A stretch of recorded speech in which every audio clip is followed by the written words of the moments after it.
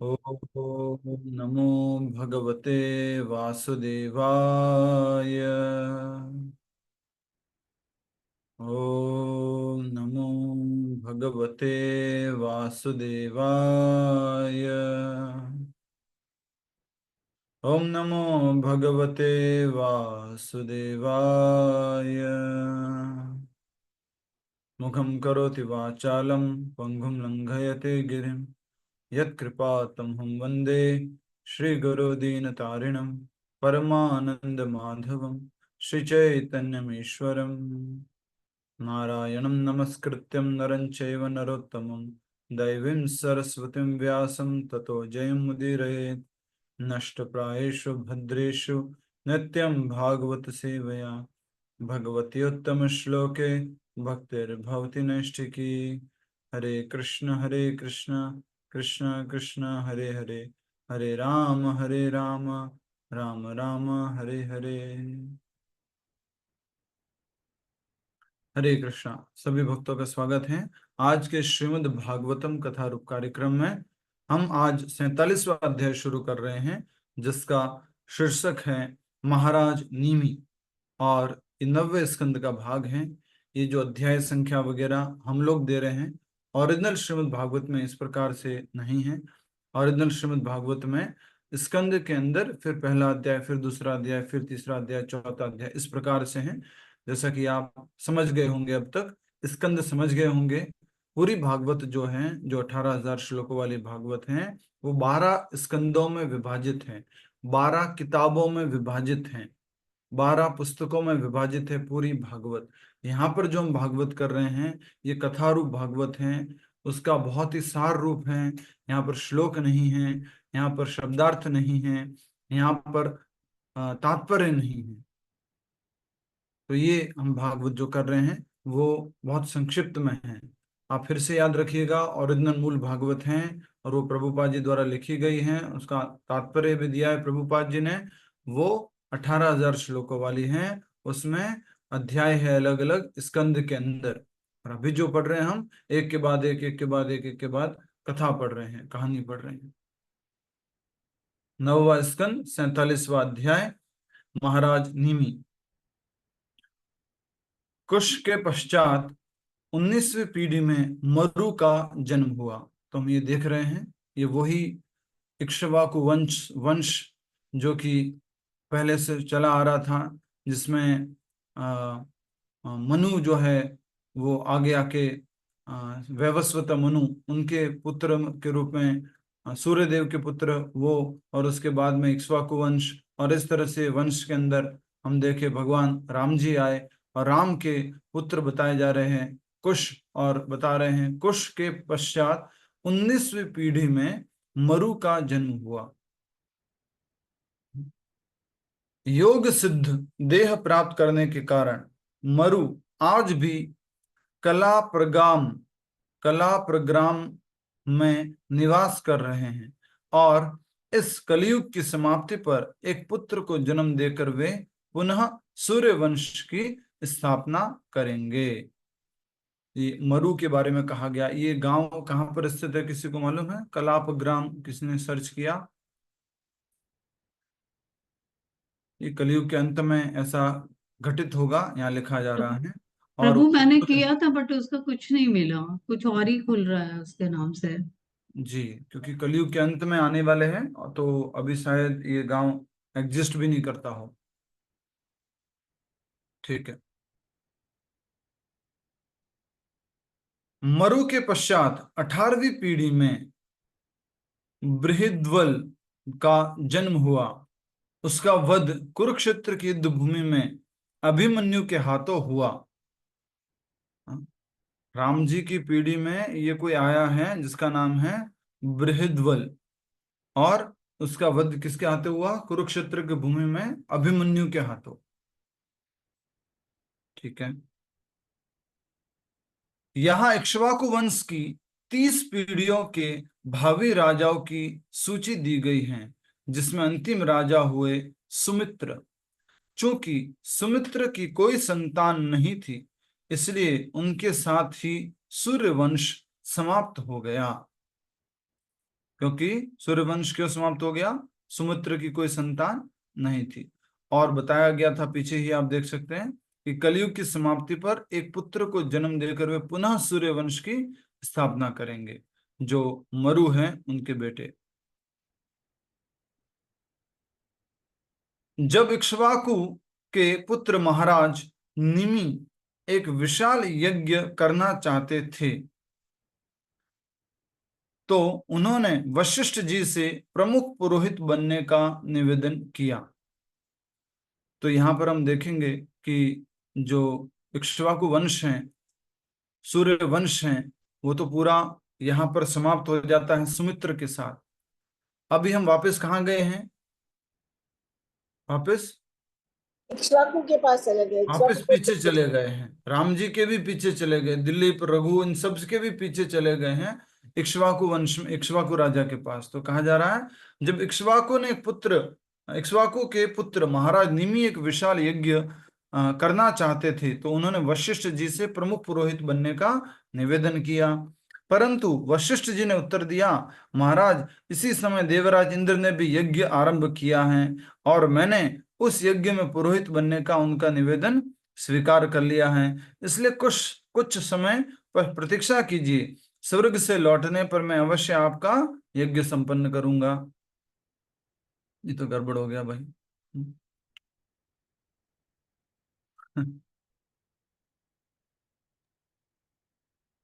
रामावतार जी दो प्रभु जी को जानते थे। एक प्रभु जी इनके फेवरेट थे। प्रभु जी को बोला, प्रभु जी घर में संकीर्तन कर लो भैया, समय आ गया, आप संकीर्तन कर लो, बढ़िया से करना चाहिए, पिताजी के बाद एक बढ़िया संकीर्तन करना था। प्रभु जी बोलते हैं कि मैंने तो ऑलरेडी दिल्ली में किसी बड़े परिवार में बुकिंग ले रखी है। तो मैं वहां से वहां वापस आऊंगा तब करूंगा। इधर रामावतार जी ने ठान रखा है कि नहीं, मुझे कीर्तन तो करवाना है। तो वो अब आगे क्या होता है देखिए। हमने तो करवा लिया प्रभु जी कीर्तन, बहुत हरि जोरदार। बोल, हरि बोल। महाराज निमि ने यह सुनकर महाराज निमि ने यह सुनकर कोई उत्तर नहीं दिया, और वशिष्ठ देवराज इंद्र का यज्ञ करने के लिए स्वर्ग चले गए। आत्मज्ञानी होने के कारण महाराज निमि जानते थे कि जीवन क्षण भंगुर है, जीवन छोटा सा है, किसी भी समय समाप्त हो सकता है। उन्होंने विचार किया और निर्णय लिया कि वे वशिष्ठ के आने की प्रतीक्षा नहीं करेंगे, और अन्य पुरोहितों की सहायता से यज्ञ आरंभ कर दिया। वशिष्ठ जी के आने का इंतजार नहीं किया। वशिष्ठ जी इंद्र जी का यज्ञ का वो डिपार्टमेंट ले लिए हैं, मुख्य पुरोहित बन गए हैं। और यहाँ पर निमि महाराज को यज्ञ करवाना था, तो उन्होंने सोचा जीवन बहुत छोटा है और कभी भी समाप्त हो सकता है, तो ऐसा करते हैं, अभी जो भी पुरोहित मिलेंगे, ब्राह्मण मिलेंगे, उनसे हम यज्ञ करवा लेंगे। यज्ञ पर आरंभ कर दिया। इंद्र यज्ञ से लौटने के पश्चात वशिष्ठ ने देखा कि उनके शिष्य निमि ने उनकी आज्ञा का उल्लंघन किया है। क्रोधित होकर उन्होंने आचमन किया और निमि महाराज को श्राप देते हुए कहा, निमि स्वयं को अत्यंत विद्वान समझता है, उसका यह शरीर इसी क्षण गिरकर नष्ट हो जाए। तो घर के पुरोहित जी थे, उनको हक ऐसा लग रहा था कि मेरा यजमान है, आजकल की भाषा में बोले तो मेरा यजमान है, और मेरे से यज्ञ नहीं करवाया इसने। वापिस आया और देख रहे कि इसने किसी और से यज्ञ करवाया, तो उन्होंने जो है उनको शाप दे दिया कि तुम्हारा शरीर जो है इसी क्षण गिरकर नष्ट हो जाए। फिर आगे क्या है? अकारण शाप दिए जाने पर निमि महाराज ने भी बदले में अपने कुल गुरु को शाप दे दिया। वारे भाई वाह, निमि महाराज ने भी नहीं छोड़ा अपने कुल गुरु को। मुझे कैसे शाप दे दिया, अब आप लो। हरिनाम प्रभु जी ने आकर के थोड़ा सा रामावतार जी को बोल दिया, अरे क्या किया आपने वहां, जो दूसरे डिवोटी से क्यों कीर्तन करवाया? हाँ, जाओ, आपके यहाँ कभी ऐसा नहीं होगा, वैसा नहीं होगा। तो रामावतार जी भी, अच्छा ऐसे बोल रहे हो, ठीक है ठीक है, आपके भी कभी कलेक्शन नहीं होगा। तो एक दूसरे को श्राप दे दिया। निमि महाराज को वशिष्ठ मुनि ने श्राप दिया, और वशिष्ठ मुनि को निमि महाराज ने श्राप दे दिया। क्या श्राप दिया है? स्वर्गाधिराज इंद्र से दक्षिणा प्राप्त करने के लोभ से तुम्हारी बुद्धि नष्ट हो चुकी है, तुम्हारा शरीर भी गिरकर नष्ट हो जाए। दोनों ने एक दूसरे को बराबर श्राप दिया। ठीक है, यहाँ थोड़ा सा ध्यान रखेंगे, ये कुल गुरु थे, ये वो आध्यात्मिक गुरु होते हैं वो नहीं है, ये कुल गुरु है जो कुल में जो भी कार्यक्रम कराने होते हैं, पूजा आदि करानी होती है, वो है। अकारण श्राप दिए जाने पर निम हो गया। यह कहते ही महाराज निमि और वशिष्ठ दोनों ही तक्षण दोनों की मृत्यु हो गई।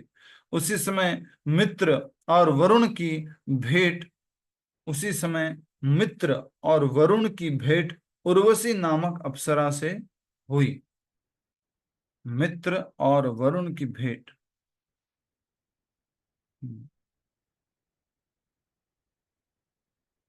तो वशिष्ठ और निमि जी का तो शरीर तक्षण समाप्त हो गया, मृत्यु प्राप्त हो गए। और मित्र और वरुण ये कौन थे? थोड़ा सा जिसने भी अध्ययन किया हुआ बताइए। प्रभु जी आदित्य आदित्यों में से अदिति के 12 पुत्रों में से थे मित्र या जो है और वरुण।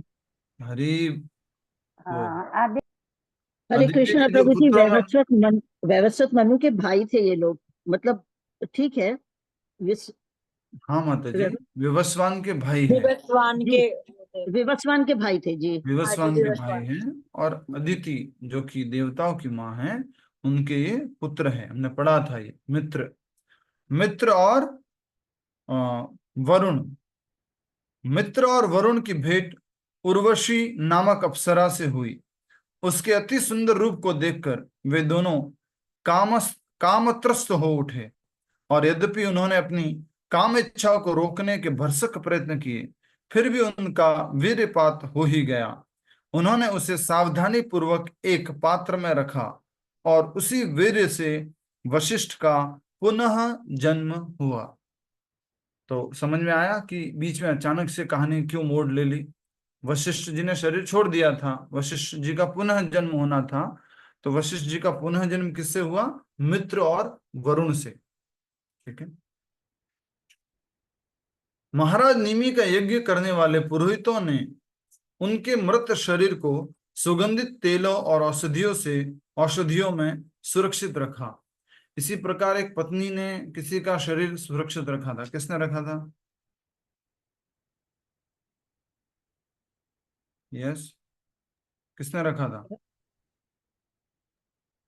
जल्दी वेन का बताओ। शरीर, राजा वीन, कृष्ण प्रभु ने वेन का शरीर रखा था, या नीथा उसकी, और वेन के पुत्र कौन हुए फिर? वेन के पुत्र पृथु, जो चर्निंग किया था उनसे। तो वेन के प्रथु महाराज। शरीर को वेन की पत्नी ने जो है तेल के अंदर रखा था। तो यहां पर हम देख रहे हैं कि जो निमि थे, तो निमि के जो साथ में पुरोहित यज्ञ कर रहे थे, उन्होंने क्या किया? सुगंधित तेलों और औषधियों से उनके शरीर को सुरक्षित रखा। आज भी अगर आप दक्षिण भारत में जाएंगे, कहां पर? श्रीरंगम में, तिरुचि श्रीरंगम, वहां पर वैष्णव संप्रदाय के एक महान आचार्य श्री रामानुजाचार्य जी का शरीर आज भी ऐसे ही सुरक्षित रखा हुआ है। लगभग 800 और आई थिंक कंफर्म आप देख सकते हैं एग्जैक्ट नंबर के, 800 और 93 वर्ष हो गए कुछ इस तरह से। आज भी उनका शरीर कपूर, चंदन और इस तरह से 2-3 आइटम से पूरा एकदम लेपन किया हुआ रहता है, और एज इट इज ऐसे बैठे हुए रामानुजाचार्य। आज प्रभु जी उनका गोवा में भी चर्च के अंदर रखा हुआ है ना फादर का। फादर का नहीं मालूम, गुरु का मालूम है। हाँ। श्रीरंगम में प्रभु जी हम गए थे, हमने तो नहीं थी रामानुजाचार्य शरीर का ही ऐसे मंदिर में राइट साइड में रामानुजाचार्य जी का, उनको तो एक तस्वीर थी बनाई हुई है पत्थर नहीं, की टाइप, रामानुजाचार्य एक सशरीर अभी भी वहां पर स्थित है। ओरिजिनल शरीर है। इसलिए भक्तों के साथ जाना ठीक रहता हाँ बस हम वो हमारे ग्रुप में गए थे, है। यस किसी ने बताया नहीं। जी। तो औषधियों और सुगंधित तेलों से जो महाराज निमित्त थे उनके शरीर को सुरक्षित रखा। अंत में, यज्ञ के अंत में उन्होंने वहां आए देवताओं से निवेदन करते हुए कहा, हे देवगणों, यदि आप इस यज्ञ से प्रसन्न हैं और यदि आपके अंदर क्षमता है, तो कृपया इसी शरीर में महाराज निमि को पुनः जीवित कर दीजिए। वशिष्ठ मुनि तो दूसरे शरीर में आए, और जो निमि महाराज हैं, उनके लिए क्या निवेदन किया कि इनको इसी शरीर में वापस पुनः जीवन दे दीजिए। देखिए कितने महाराज निमि की कितनी अच्छी भक्ति होगी, कितना अच्छा पुण्य होगा। उन्होंने सोचा क्या था कि समय कम है जिंदगी में, मर जाएंगे मालूम नहीं, यज्ञ कर लो। उस टाइम में यज्ञ होता था और अभी भी यज्ञ होता है। अभी कौन सा यज्ञ है? संकीर्तन यज्ञ। देवताओं ने उनका निवेदन स्वीकार कर लिया, परंतु महाराज निमि ने कहा, कृपया मुझे फिर से जड़ शरीर में कैद न कीजिए। हरि हरि हरि हरि बोल। क्या कह रहे हैं कि कृपया मुझे फिर से इस जड़ शरीर में कैद न कीजिए। मैं पुनः भौतिक शरीर स्वीकार नहीं करना चाहता, क्योंकि व्यक्ति इस ब्रह्मांड में चाहे कहीं भी हो, कहीं भी क्यों न रहे, यह शरीर समस्त प्रकार के दुख, शोक, भय तथा मोह का कारण है। ये शरीर होगा तो क्या होगा? दुख, शोक, भय और मोह। इसको हम भगवद गीता क्लास में भी समझाए थे। वीतराग भय क्रोध। तो अभी भी हम इस दुख, शोक, भय और मोह से मुक्त हो सकते हैं। अभी भी ध्यान दीजिए इस बात की ओर। अगर हम इस कलुषित चेतना से मुक्त हो जाए कि मैं ये शरीर हूं, अगर हम इस कलुषित चेतना से मुक्त हो जाएंगे कि मैं ये शरीर हूं, तो क्या होगा?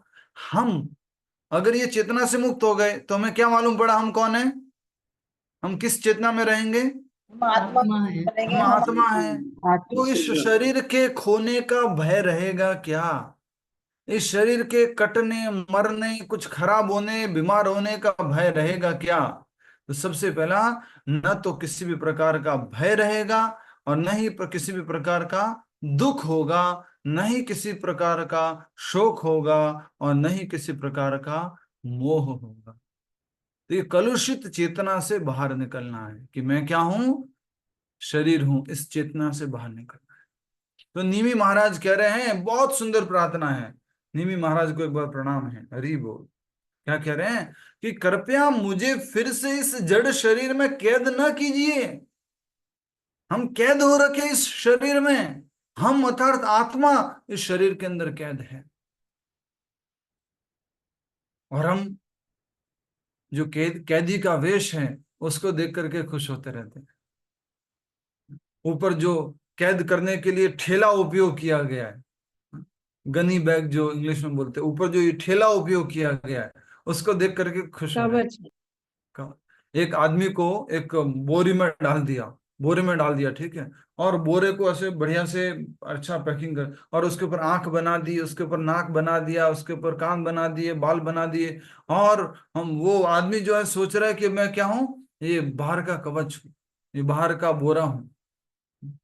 हम भी इस बोरे को देख करके खुश होते हैं, और इसीलिए हमारा कई बार बहुत ज्यादा समय कहाँ निकलता है?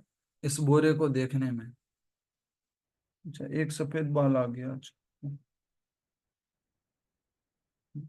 इस बोरे को देखने में बहुत समय निकलता है, बढ़िया आईने के सामने खड़े होकर के। डैंड्रफ भी है, अच्छा ये भी है, ओके। इस बोरे को साजने संवारने में बहुत समय निकल जाता है, क्योंकि अभी भी हमारी चेतना क्या है? हम सबकी चेतना कि मैं ये शरीर हूं। धीरे धीरे धीरे धीरे ट्रांजिशन हो रहा है कि मैं ये शरीर नहीं हूं, मैं क्या हूं? आत्मा हूं। लेकिन प्रभुपाद जी क्या कहते हैं? यस, इस बोरे का ध्यान रखना है, इस शरीर का ध्यान रखना है, तभी क्या कर पाएंगे? भक्ति कर पाएंगे। हाँ, जस्ट थोड़ा हंसी मजाक करने के लिए कह रहा हूँ। अभी हमने एक भक्त को बताया कि मंदिर से प्रभु जी लोग श्रीलंका ट्रिप पे जा रहे हैं। और फिर उसी टाइम में मंदिर से दुबई में जन्माष्टमी का प्रोग्राम भी है। और उसी टाइम में कुछ भक्त लोग जो है बेंगलोर में एस व्यासा जो ट्रीटमेंट सेंटर है वहां पर भी जा रहे हैं। तो मैंने एक भक्त से पूछा मुझे कहाँ जाना चाहिए? तो उन्होंने बोला आपको पहले एस व्यासा जाना चाहिए। मैंने क्यों? बोले आप पहले एस व्यासा जाओगे, ठीक हो जाओगे, अच्छे से तैयार हो जाओगे, तो फिर बाद में जो है आप श्रीलंका आराम से जा सकते हो, फिर और कहीं अच्छे से जा सकते हो, शरीर स्वस्थ होगा तो भक्ति अच्छे से कर पाओगे। तो यस, शरीर अच्छा होना चाहिए, शरीर को ठीक रखने की हमें कोशिश करनी है। इसलिए प्रभुपाद जी कहते हैं keep your health in good condition and work hard for Krishna, work hard for Krishna. कल हम सबने प्रभुपाद जी से निवेदन किया, प्रभुपाद शक्ति दीजिए, थोड़ा बल दीजिए, थोड़ा ज्ञान दीजिए, जिससे कि हम आपके इस दिव्य कार्य का प्रचार कर पाए, कुछ सहयोग कर पाए, अच्छे से बुक रीडिंग कर पाए, अच्छे से भगवत गीता के श्लोकों का, भागवत के श्लोकों का आपने जो कहा है उसको दोहरान कर पाए।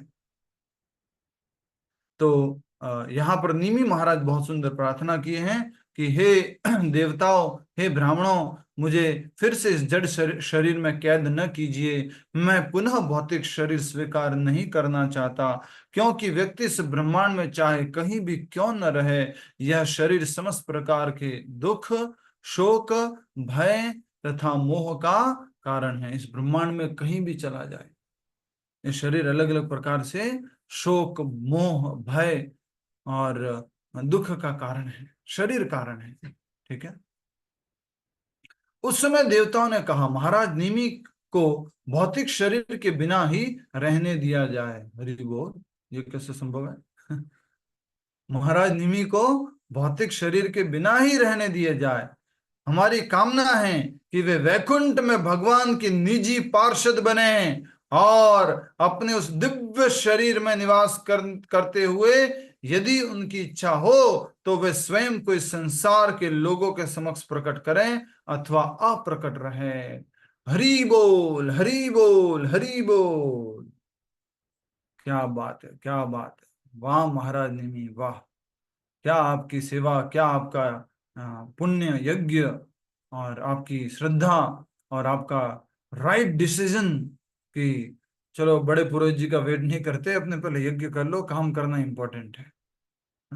उन्होंने समय का सदुपयोग करते हुए यज्ञ किया। देख सकते हैं कि यज्ञ के माध्यम से उस समय में लोग क्या प्राप्त करते थे? मुक्ति प्राप्त करते थे। तो महाराज निमि ने जो निवेदन किया उसके उत्तर में देवता ने कहा महाराज निमि को भौतिक शरीर के बिना ही रहने दिया जाए। देवी देवता भी नहीं है भौतिक शरीर से मुक्त। महाराज निमि के लिए क्या कहा गया कि आप जो है भौतिक शरीर के बिना रहेंगे, और हमारी कामना है कि वे वैकुंठ में भगवान की निजी पार्षद बने, भगवान के संगी बने, भगवान के साथी बने वैकुंठ के अंदर, और अपने उस दिव्य शरीर में निवास करते हुए। आध्यात्मिक जगत में कौन सा शरीर रहता है हम सब लोगों का? आध्यात्मिक आध्यात्मिक शरीर रहता है। उसमें किसी भी प्रकार का कोई उम्र, कोई समय, कोई रोग, कोई शोक, कोई मोह कुछ भी नहीं होता है, और वो हमारा ओरिजिनल दिव्य आध्यात्मिक सच्चिदानंद शरीर है। जैसे भगवान का विग्रह कैसा है, भगवान का शरीर कैसा है? आध्यात्मिक है। ईश्वर परमः कृष्ण सच्चिद आनंद विग्रह। उसी प्रकार से हम भी सच्चिदानंद हैं, लेकिन अभी तो हमने अपने आप को क्या मान लिया है? सुंदर सुंदर बोरा। इस सुंदर सुंदर बोरे को अपन ने क्या मान लिया है कि मैं ये हूं, और हम तो आत्मा है जो कई गुना, करोड़ों गुना सुंदर है। हमारा आध्यात्मिक रूप बहुत सुंदर है। यहाँ तो कभी कभी चश्मा लगाने से प्रभु जी ये ठीक लग रहा है, अब अच्छा लग रहा है आपको, यहाँ चश्मा लगाने से अच्छे लग सकते हैं, यहाँ कुछ बाल कलर करने से अच्छे लग सकते हैं, लेकिन आध्यात्मिक जीवन, आध्यात्मिक शरीर बहुत अधिक सुंदर है, अत्यधिक सुंदर है। वैकुंठ का वर्णन आएगा या तो आगे जब हम पढ़ेंगे, तो बहुत ही सुंदर है आध्यात्मिक शरीर, और वो हमारा ओरिजिनल शरीर है। और अपने उस दिव्य शरीर में निवास करते हुए यदि उनकी इच्छा हो तो वे स्वयं को इस संसार के लोगों के समक्ष प्रकट करें अथवा अप्रकट रहें, जैसी उनकी इच्छा। परंतु राजा के अभाव में प्रजा पर चोर डाकुओं का संकट मंडराने लगा। इस समस्या का समाधान करने के लिए ऋषियों ने महाराज निमि के शरीर का मंथन किया, जिस प्रकार से वेण के शरीर का मंथन किया था, और उसके फलस्वरूप एक पुत्र ने जन्म लिया। विचित्र परिस्थिति में जन्म लेने के कारण इस बालक का नाम पड़ा जनक, अर्थात जिसका जन्म असामान्य रूप से हुआ है, जिसका जन्म असामान्य रूप से हुआ है। विचित्र परिस्थिति में जन्म लेने के कारण इस बालक का नाम पड़ा जनक, अर्थात जिसका जन्म असामान्य रूप से हुआ है। ये किसके बेटे हो गए? महाराज नहीं के। के। और चूंकि इसका जन्म अपने पिता की देह से हुआ था, इसका एक नाम हुआ वेदेह। समझ रहे हैं कौन है? जनक वेदेह। महाराज वो महाराज जनक। वो जनक महाराज नहीं पिता- है प्रभु जी, उनसे पहले आए सीता हैं। माता के पिताजी। माता के नहीं माता जी, ये नहीं है, उनके बाद आएंगे ये तो। वही तो गड़बड़ है सब। ये तो कितनी पुरानी बात चले गए, हम फिर से वापस कनेक्ट कर रहे हैं। वेदेह बोला मैंने जानबूझ के, क्योंकि वेदे ही बोल देंगे। जनक को बोले अच्छा इनकी बेटी, इसका नाम हुआ वेदेह। पिता के शरीर के मंथन से जन्म लेने के कारण इस बालक को मिथिला नाम भी प्राप्त हुआ। मिथिला नाम भी प्राप्त हुआ किसको? इस बालक को। मिथिला, जनक और वेदेह। और आगे चलकर इनके द्वारा बसाई गई नगरी मिथिला नाम से विख्यात हुई। मिथिला के बाद 20वीं पीढ़ी में क्षीरध्वज का जन्म हुआ और वे भी जनक नाम से विख्यात हुए। पूरा सेम सेम लग रहा था ना? सीता माता इनकी पुत्री है। हाँ, कि निमि महाराज के बेटे जनक। हाँ, सेम सेम लग रहा। नाम भी मिथिला नगरी भी, और जनक नाम भी, और वेदेह नाम भी। सीता माता को वैदेही कहते थे ना। यस माता जी। मिथिला के मिथिला भी इनका नाम था, जनक महाराज का, जो कि निमि महाराज के पुत्र थे। मिथिला के बाद 20वीं पीढ़ी में क्षीरध्वज का जन्म हुआ और वे भी जनक नाम से विख्यात हुए। एक समय जब ये खेत में हल जोत रहे थे, हल के शीर अग्र भाग से एक बालिका प्रकट हुई। इस बालिका का नाम हुआ सीता। हल के अग्र भाग को सीत बोलते हैं। हल के अग्र भाग को, हल जो होता है खेती करने किसान जो उपयोग करते हैं, उसके अग्र भाग को सीत बोलते हैं। इसलिए उसके स्पर्श जो घड़ा मिला, जो बालिका प्रकट हुई, उसको नाम दिया गया सीता। और जनक महाराज स्वयं ये हल चला रहे थे। इस बालिका का नाम हुआ सीता और उनके पिता का नाम हुआ क्षीरध्वज। आगे चलकर सीता भगवान राम की संगिनी बनी। इस कन्या के अतिरिक्त महाराज जनक के कुशध्वज नामक एक पुत्र को भी जन्म दिया। इस कन्या के अतिरिक्त महाराज जनक ने एक कुशध्वज नामक एक पुत्र को भी जन्म दिया। जनक महाराज की और बेटियां भी थी ना, जिनसे शादी हुई थी? एक बेटी थी प्रभु जी और दो प्रभु जी पुत्रियां थी। लेकिन प्रभु जी, पुष्कर उर्मिला जो उनका थी। भाई भी बोलते हैं ना, उन्हीं का सब दो हरे बेटियां हैं। कृष्णा। एक समय में एक जना बोलेगा तो सबको सही सुनाई देगा। बोलिए लक्ष्मी पेंडलिया माता जी। कुशध्वज तो जनक महाराज की भाई बोलते हैं ना, उनका दो पुत्रियां हैं, वो मांडवी और शत्रुपति। उन्हीं से तो भरत और शत्रुघ्न की शादी हुई है ना। और जनक महाराज की और एक पुत्री है, वो है उर्मिला। तो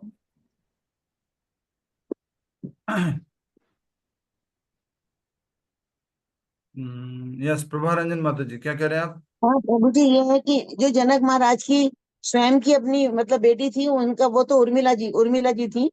और उनका एक पुत्र भी था जो कि कुशध्वज थे। और जो मांडवी और वो थी, वो दोनों जो थी उनके भाई की पुत्रियां थी दोनों। उर्मिला उनकी स्वयं की बेटी है, तो उनकी अपनी बेटी है। सीता और उर्मिला। हाँ, और सीता और मांडवी और मांडवी और वो श्रुतकीर्ति। श्रुति कीर्ति। श्रुति कीर्ति। श्रुति कीर्ति। श्रुति कीर्ति जो है वो उनके भाई की बेटियां थी। उनसे विवाह हुआ था। शत्रुघ्न और उनका भरत का विवाह किससे हुआ? मांडवी से। मांडवी से। लक्ष्मण का विवाह हुआ उर्मिला से। और नहीं, श्रुति से। लक्ष्मण का उर्मिला से हुआ। लक्ष्मण का विवाह थी प्रभु। माता जी थोड़ा धीरज रखो ना। सॉरी, भरत के लक्ष्मण का बाद उर्मिला से शत्रुघ्न। और शत्रुघ्न का श्रुतकीर्ति। बहुत बढ़िया। और जल्दी से बता दो, मथुरा का नाम मथुरा क्यों पड़ा? किसने पढ़वाया? शत्रुघ्न। शत्रुघ्न। क्या हुआ था इसलिए नाम पड़ा शत्रुघ्न से? राक्षस को मारा था। मधुवन में मधु उसके राक्षस पति को का मारा, हत्या लवणासुर किया को था। मारा था। यस, मधुवन में कौन से राक्षस को मारा था? मधु लवणासुर को। मधु राक्षस के मधु। पुत्र लवणासुर का वध करने के पश्चात शत्रुघ्न ने मधुवन में मथुरा नगरी की स्थापना की। तो जो 12 वन में है, 12 वन है ब्रज में, उसमें से एक वन मधुवन है, और मधुवन में ही मथुरा नगरी स्थित है। ठीक है, बहुत बढ़िया। ये महाराज निमि की कथा हमने पढ़ी, और महाराज निमि की ही उस महाराज निमि के ही वंश में आगे चलकर ये जनक महाराज आते हैं। और जो लक्ष्मी पेंडलिया माता जी बोल रहे हैं वो तो नहीं लिखा हुआ है यहाँ पर कि जो जनक महाराज थे उनके भाई कुशध्वज थे। कुशध्वज तो उनके बेटे बताए जा रहे हैं यहाँ पर। वाल्मीकि रामायण में वैसे ही है वैसे। वाल्मीकि रामायण में कुशध्वज उनके भाई बताए। हाँ जी। ना कुछ नहीं था, भाई का नाम और कुछ था। क्या नाम था भाई का? मिथिलेश माता जी, हरे कृष्ण। ठीक है, तो आज हम यहीं पे समाप्त करते हैं, और अभी अपने पास समय है। कुछ भक्तों ने रामायण के ऊपर कुछ लीला तैयार की है, बहुत अच्छा लगेगा। अभी समय है, पूरा समय दे दीजिए। 15 मिनट का समय है आपके पास। आप सब लोग 15 मिनट में अच्छे से ये रामायण जो राजेंद्र प्रसाद जी प्रस्तुत कर रहे हैं, आप ये मत सोचना अभी वो रामायण का पूरा यहाँ पर आपके सामने ड्रामा करने वाले हैं। राम भी बन जाएंगे, लक्ष्मण भी बन जाएंगे, और सब कुछ। कल सबका वीडियो आ गया था यूट्यूब के ऊपर, जिस जिस भक्तों ने प्रभुपाद जी के ऊपर ये ऑफरिंग बोली थी। और ये रामचरितमानस जो है उसके अंदर से ये कथा बताने जा रहे हैं। कृपया करके कथा शुरू करें। हरि बोल।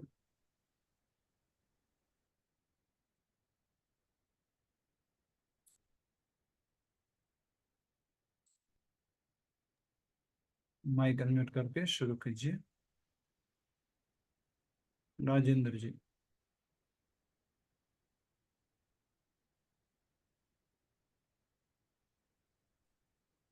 माइक अनम्यूट कर दिया है आपने, जोर से बोलिए। जी हाँ। जी प्रभु जी, क्या हो गया? सब ठीक है? क्या हो गया? कुछ नहीं, वो पीपीटी गायब हो गई थी, मैं वो देख रहा था कहाँ गई। चल रही है, स्क्रीन पर डिस्प्ले है। डिस्प्ले है, यहाँ नहीं आ रही, मेरे पास नहीं है। एक मिनट जी, एक मिनट। यस, हरे कृष्णा प्रभु जी। हरे कृष्ण। हरे कृष्णा। सभी भक्तों को दंडवत प्रणाम। आज जो हम चर्चा करने जा रहे हैं संक्षिप्त रामचरितमानस की कथा पर आधारित है। इस कथा को संक्षेप में वर्णन करने के लिए मैंने बहुत प्रयास किया है। इसमें कहीं कोई प्रसंग छूट गया हो तो उसके लिए मैं क्षमा चाहता हूँ, क्योंकि कोशिश की है कि सारे प्रसंग इसके अंदर आ जाएं। और अगर मेरे उच्चारण में, मेरे प्रेजेंटेशन में कोई त्रुटि हो तो आप उससे क्षमा करें। मैं एक अज्ञानी हूँ, और जिस हिसाब से मैंने समझा है उस हिसाब से मैंने इसको प्रेजेंट किया है। यहाँ हम रामचंद्र जी का जो वंश है उसको भागवतम वृक्ष के हिसाब से देखते हैं। तो अभी हम जैसा देख रहे थे, निमि महाराज का भी जो सीता माता का जो है वो उसका वर्णन भी है इसमें इक्ष्वाकु वंश में। और यहाँ से जो मरीचि से ये चालू हुआ है वंश, और मरीचि से चालू होके और इस वंश के दो हिस्से हो गए थे, जिसमें एक वंश में राम जी का जन्म हुआ और दूसरे वंश में सीता माता का जन्म हुआ। इसी की एक दूसरी वंशावली हम राम जी की देखते हैं तो ब्रह्मा जी से मरीचि, कश्यप, विश्वान, मनु, इक्ष्वाकु। इक्ष्वाकु वंश यहाँ से आगे चलता है। और विवस्वान वंश, जो विवंशवान जब आए थे तब से इस वंश को सूर्यवंश कहा जाने लगा। विवस्वान महाराज जब पधारे थे तब से सूर्यवंश हुआ था, और अंत में आके दशरथ जी से राम, भरत, लक्ष्मण और शत्रुघ्न पैदा हुए थे। दुष्टों के अत्याचार से व्याकुल पृथ्वी ने भय से व्याकुल होकर ब्रह्मा जी से प्रार्थना करने पर, ब्रह्मा जी, मुनि, सिद्ध देवताओं ने भगवान से प्रार्थना करने पर आकाशवाणी हुई कि तुम्हारे लिए मनुष्य रूप धारण कर सूर्यवंश में अंशों सहित मनुष्य अवतार लूंगा। ये भगवान ने उनको आश्वासन दिया था। ब्रह्मा जी के कहने पर देवताओं ने वानर देह धारण करके भगवान के अवतार की प्रतीक्षा करने को लिए कहा। उन्होंने कश्यप और दिति ने कठोर तपस्या करने पर ही वे दशरथ और कौशल्या के रूप में अयोध्यापुरी में प्रकट हुए। अवध में रघुकुल शिरोमणि धर्म धुरंधर भगवान के भक्त राजा दशरथ के राज में प्रजा बहुत सुखी थी। दशरथ के कोई पुत्र नहीं होने के कारण दुखी होने से अपने गुरु वशिष्ठ जी के आश्रम में जाकर अपनी व्यथा उनसे कही। वशिष्ठ जी ने श्रृंगी ऋषि से पुत्र कामिष्ठ यज्ञ संपन्न करवाया, जिसके फलस्वरूप अग्निदेव हाथ में चरु एक खीर का पात्र लेके प्रकट हुए। वशिष्ठ जी के कहने पर राजा ने आधा भाग कौशल्या को दे दिया, शेष आधे भाग के 2 हिस्से किए, आधा भाग और उसमें से एक भाग कैकेयी को दे दिया। फिर जो बचा हुआ भाग था उसके 2 हिस्से किए और उन दोनों हिस्सों को उन दोनों कैकेयी और कौशल्या के हाथ से सुमित्रा को दिलवाया, जिससे उनके 2 पुत्र सुमित्रा के जो हुए 2 पुत्र इस कारण से हुए थे। अब यहाँ एक बात समझने की है कि जब दशरथ जी बहुत परेशान हुए थे, जब आदमी दुखी होता है तो कहाँ जाना चाहिए उसको? अपने गुरु के पास जाना चाहिए। तो गुरु को उनको बुलाया नहीं, वो खुद गुरु के आश्रम में चल के गए और गुरु जी ने भी क्या किया कि भाई मैं ये इस कार्य में दक्ष नहीं हूँ, इसलिए उन्होंने एक दूसरे ऋषि को बुलाया। तो ये एक हम समझ सकते हैं कि किसी अपने शिष्य का भला करने के लिए हमें किसी दूसरे की भी मदद लेनी पड़ती है, तो लेनी चाहिए, ये गुरु का एक कर्तव्य है। ये फिर दशरथ जी के ये पुत्र हुए, कौशल्या से राम, कैकेयी से भरत और सुमित्रा से लक्ष्मण और शत्रुघ्न। वशिष्ठ जी द्वारा उनका नाम संस्करण किया गया और इसमें जो है कि जो आनंद सिंधु सुख राशि सी करते त्रिलोक सुपासी, जो सुख धाम राम असनामा अखिल लोक दायक विश्रामा। जो सुख के धाम है उनको नाम राम दिया गया। विश्व भरण पोषण कर जो ही ताकर नाम भरत अस होई। जो विश्व का भरण पोषण करने वाले हैं उनको भरत नाम दिया गया। जाके सुमिरन तेर पुनाशा नाम शत्रुघ्न वेद प्रकाशा। जिसके स्मरण मात्र से दुखों का नाश हो जाता है उनका नाम शत्रुघ्न दिया गया था। लक्ष्मण धाम राम प्रिय सकल जगत आधार, गुरु वशिष्ठ राखा लक्ष्मण नाम उधार। और जो राम के सबसे प्रिय हैं लक्ष्मण जी, वो जगत के आधार हैं, उनको लक्ष्मण नाम दिया गया था। अपनी बाल लीलाओं में माता पिता व अयोध्या के निवासियों को आनंदित करते हुए चारों भाई बड़े होते गए। शांत गंभीर सौम्य अपने भाइयों के प्रति स्नेही रामचंद्र जी ने अपने भाइयों सहित किशोरावस्था को प्राप्त किया। प्रतिदिन सुबह उठते ही अपने माता पिता और गुरुजनों को प्रणाम करने के पश्चात ही वो दिन की शुरुआत करते थे। ये रामचंद्र जी का चरित्र का बचपन से है। प्रातः काल उठ के रघुनाथा, माता पिता गुरु नावही माथा। और उसके बाद फिर वो दूसरा काम करते थे। एक दिन विश्वामित्र जी महाराज दशरथ के दरबार में पधारे। दशरथ जी ने उचित आदर सम्मान के साथ उनको आसन ग्रहण करवाया और आने का प्रयोजन पूछा। विश्वामित्र जी ने जंगल में असुरों से व्याप्त आतंक के कारण साधु संतों को यज्ञ तथा भगवान का स्मरण करने में आ रहे अवरोध को समाप्त करने के लिए रामचंद्र जी और लक्ष्मण जी को अपने साथ वन में भेजने के लिए दशरथ जी को आग्रह किया। राम लक्ष्मण द्वारा वन में जाकर विश्वामित्र एवं अनेक ऋषियों के यज्ञ की रक्षा के साथ अनेक असुरों का संहार किया करके ऋषि मुनियों को अभय प्रदान किया और यहीं रहकर माता अहिल्या का उन्होंने उद्धार किया। इसके पश्चात विश्वामित्र जी राम लक्ष्मण सहित जनकपुर पधारे, जहां पुष्प वाटिका में रामचंद्र जी ने सीता जी का प्रथम बार उनका आमना सामना हुआ। सीता जी ने पार्वती जी की पूजा कर राम को वर के रूप में मांगा। रामचंद्र जी लक्ष्मण जी सहित विश्वामित्र जी की यज्ञशाला में प्रविष्ट हुए, जहां जनक जी ने धनुष पर प्रत्यंता चढ़ाने की प्रतीक्षा की घोषणा की। स्वयंवर में उपस्थित अनेक राजाओं ने शिव धनुष को उठाने का निरर्थक प्रयास किया, जिसमें जनक जी निराशा में भर गए और सभा में कोई वीर नहीं होने की चुनौती देने लगे। लक्ष्मण जी को यह सुनकर क्रोध आ गया और रामचंद्र जी ने उन्हें शांत करके गुरुजी की आज्ञा पाकर धनुष पर प्रत्यंचा चढ़ाई और धनुष को भंग कर दिया। इसके पश्चात एक स्लाइड पीछे करेंगे, एक स्लाइड पीछे करिए। जी। रामचंद्र जी लक्ष्मण सहित विश्वामित्र जी की यज्ञशाला में प्रविष्ट हुए। विश्वामित्र जी के साथ हाँ, विश्वामित्र विश्वामित्र जी के जी साथ, हाँ ये थोड़ा टाइपिंग मिस्टेक होगी जी मेरे जी से। जी। जनक विश्वाम महाराज के यहाँ गए, जनक महाराज के यहाँ, उनकी यज्ञशाला में नहीं ना? यज्ञशाला में, हाँ जनक महाराज के यहाँ विश्वामित्र जी के साथ ये सब पधारे उनकी जनक जी की सभा में। सभा में ना, जी यज्ञशाला जी में नहीं। जी जी जी जी हाँ, ये थोड़ा सा मेरे से मिस्टेक हो कोई गई बात नहीं। जी। ठीक है। इसके पश्चात सीता मैया ने भगवान राम को जयमाला पहनाकर उनका वरण कर लिया। जय श्री राम, क्या जय बात, श्री राम। वीडियो भी डाला है। ठीक है। धनुष भंग होने के पश्चात सभा में परशुराम जी पधारे और टूटे हुए धनुष को देखकर क्रोध करने लगे। भगवान राम ने उन्हें विनम्रता से समझाने के पश्चात उनके गुस्से को शांत किया।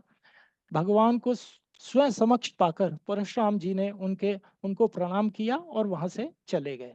दशरथ जी के पास इसका संदेशा भिजवाया गया। अयोध्या से बारात आई, जनकपुर में भव्य स्वागत हुआ। सीता राम विवाह संपन्न होने के पश्चात बारात अयोध्या लौट गई, जहां आनंद उत्सव मनाया जाने लगा। तो हाथों हाथ शादी नहीं हुई थी भरत जी की, लक्ष्मण जी नहीं की? नहीं, हाँ हुई थी प्रभु जी, वो हुई अच्छा, थी। वो मैंने थोड़ा सा मिस कर दिया, थोड़ा सा फिर मैं डिटेल देता तो नहीं नहीं, राम जी जस्ट के साथ ही। साथ में ही शादी हुई थी ना, बाद में तो नहीं हुई ना? नहीं नहीं नहीं, ये साथ में ही शादी हुई थी ठीक और है। एक साथ ही विवाह हुआ था इनका। ठीक है। विवाह के पश्चात अयोध्या पहुंचने पर भगवान राम के राज्याभिषेक की तैयारी के लिए दशरथ जी ने प्रस्ताव रखा। जैसे सुनकर देवता व्याकुल हो गए और सरस्वती जी से प्रार्थना कर मंथरा की बुद्धि को भ्रमित कर केकई को भ्रमित कर दिया। फलतः केकई ने कोप भवन में जाकर दशरथ से युद्ध के समय उनकी सहायता करने के बदले में 2 वर देने का स्मरण कराया और उनको मांगा। ये 2 वर थे, सुनहु प्राण प्रिय भावत जी का, देव एक वर भरत ही टीका। पहला वर था कि भरत को टीका दीजिए, और दूसरा था तापस वेश विशेष उदासी, 14 वर्ष राम वनवासी। 14 वर्ष के लिए राम का वनवास, ये 2 वर मांगे। यह सुनकर दशरथ जी मूर्छित हो गए। जब सुमंत ने यह बात राम जी को बतलाई तो उन्होंने पिता के वचनों को स्वीकार कर पिता एवं माताओं से बन जाने की आज्ञा मांगी। इसके उपरांत श्री राम सीता लक्ष्मण जी नगरवासियों को सोता छोड़कर वन के लिए गमन किया और श्रृंगेरपुर में निषाद राज से भेंट हुई। मार्ग में गंगा के आने पर केवट को गंगा पार करने के लिए उसको बुलाया। इसके पश्चात प्रयागराज पहुंचकर यमुना नदी के तट पर भारद्वाज ऋषि के आश्रम में वहां रहे और वहां से फिर चित्रकूट के लिए प्रस्थान किया, जहां कौल भीलों ने उनकी सेवा की। सुमंत के अयोध्या लौटने के उपरांत वशिष्ठ जी ने भरत को थोड़ा लैंग्वेज भरत को बुलवा कर भेजा। भरत के अयोध्या पहुंचने पर राम जी के वनवास की जानकारी मिली तो बहुत उद्वेलित हुए, उदास हुए और अयोध्या वासियों सहित भरत शत्रुघ्न राम जी को लेने के लिए वन के लिए निकल गए। चित्रकूट को पहुंचने पर कोल के रातों द्वारा भरत जी के आगमन की सूचना राम जी को दी गई, जिससे लक्ष्मण जी गलत समझकर भरत पर क्रोध करने लगे। राम जी के समझाने पर लक्ष्मण जी शांत हुए। भरत ने आश्रम में पहुंचकर राम भरत मिलाप हुआ और पिता के निधन के बारे में बताया, जहां राम ने पिता का श्राद्ध किया।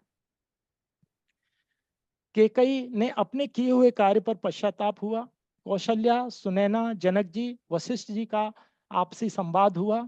भरत जी राम जी की पादुका लेकर विदा हुए और अयोध्या लौटने पर पादुकाओं को सिंहासन पर स्थापित कर स्वयं नंदी ग्राम में निवास करने लगे। चित्रकूट में रहते समय भगवान राम अत्रि ऋषि के आश्रम में पहुंचे। अत्रि ऋषि ने उनकी स्तुति की।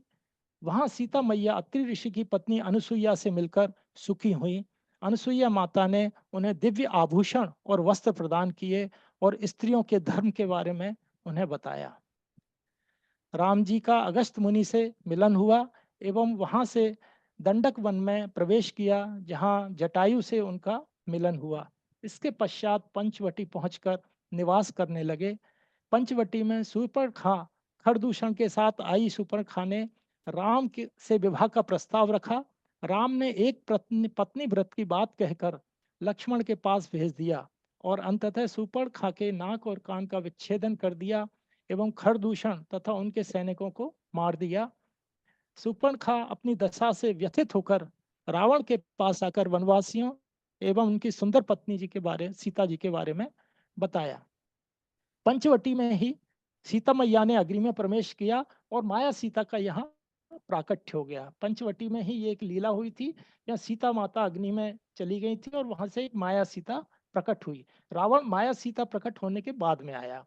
रावण ने सीता माता के हरण की योजना मारीची के साथ बनाई। माया रूपी स्वर्ण मृग के रूप में मारीची का आना और सीता माता द्वारा राम को उसे लाने के लिए भेजना।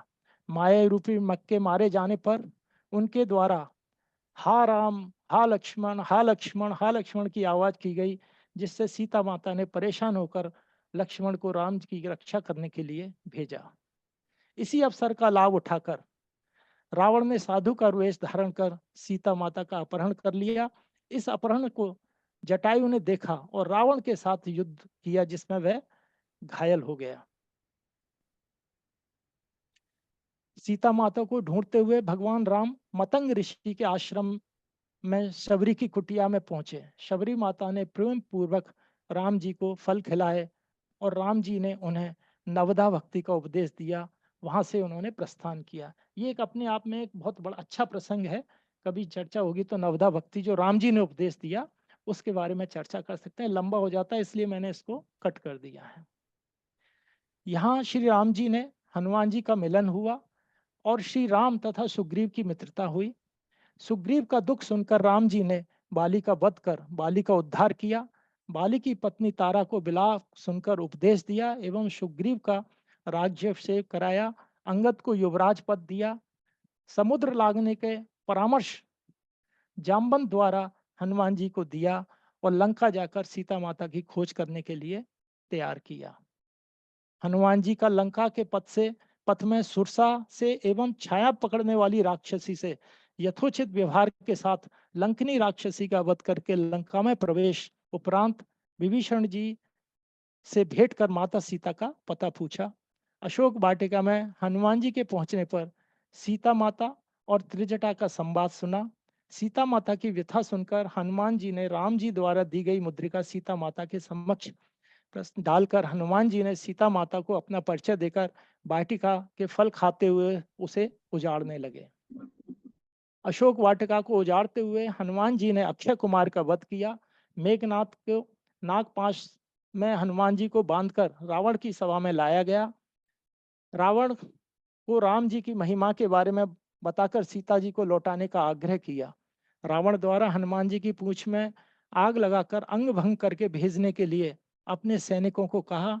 हनुमान जी की पूंछ में आग लगाते ही उन्होंने विशाल रूप धारण करके पूरी लंका को जला दिया और पूंछ को बुझाकर माता सीता से विदा में चूड़ामणि लेकर समुद्र पार करके मधुवन में प्रवेश किया। जाम्बन जी द्वारा राम जी के समक्ष सीता माता की खोज करने पर हनुमान जी की प्रशंसा की।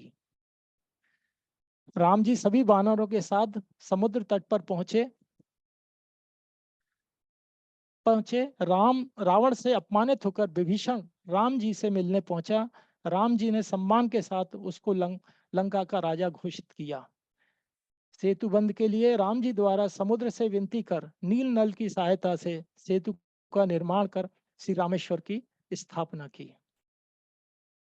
राम जी सेना सहित समुद्र पार कर लंका के तट पर पहुंचे।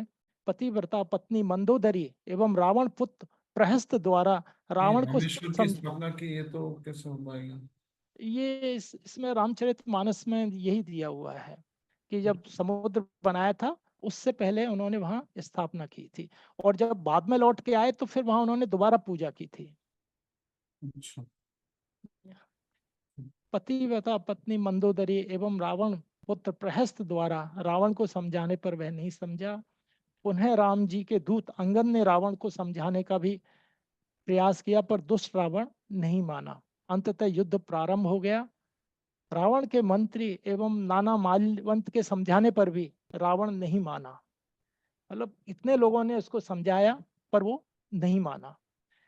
युद्ध में मेघनाथ द्वारा शक्तिवाण से लक्ष्मण जी मूर्छित होने पर राम जी व्यथित हो गए।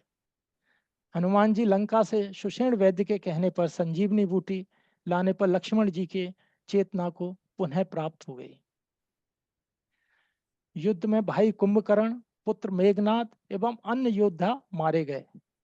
इंद्र द्वारा भेजे गए रथ पर सवार होकर राम जी और रावण के मध्य भयंकर युद्ध में रावण का राम जी के हाथों वध हुआ।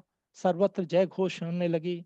लोकाभिरामम रणरंग धीरम राजीव नेत्रम रघुवंशनाथम करुणाकरण करुण करण्य रूपम कारुण्य रूपम करुणाकारम तम श्री रामचंद्रम शरणम प्रपद्ये। रणरंग धीरम, रण में जो बड़े धनुष बाण के साथ जो अपना एक अलग ही उनका ओज था। विभीषण द्वारा परिजनों की अंत्येष्टि करने के उपरांत उनका राज्याभिषेक हुआ। हनुमान जी द्वारा राम जी को विजय का समाचार माता सीता को दिया गया। अग्नि परीक्षा में माया सीता के प्रवेश के बाद ओरिजिनल जो असली सीता देवी थी के साथ राम जी पुष्पक विमान से अयोध्या पहुंचे। अयोध्या अग्नि पहुंचने पर परीक्षा कहाँ हुई थी? अग्नि परीक्षा लंका में हो गई थी? हाँ, ये वहां जाने से, जब वहां से रवाना हुए उससे पहले ही हो गई थी। जब वहां लंका में लंका अग्नि परीक्षा से, हो गई थी। जी जी, जब लंका से जब अयोध्या पहुंचे तो माया सीता वहीं रह गई थी अग्नि में, और ओरिजिनल सीता जो उनके साथ अयोध्या वापस पहुंची। अयोध्या पहुंचने पर आनंदोत्सव मनाया गया। राम जी का राज्याभिषेक हुआ। राम जी अपनी समस्त परिजनों के साथ रहकर समस्त प्रजा को सुख देते हुए राज्य करने लगे।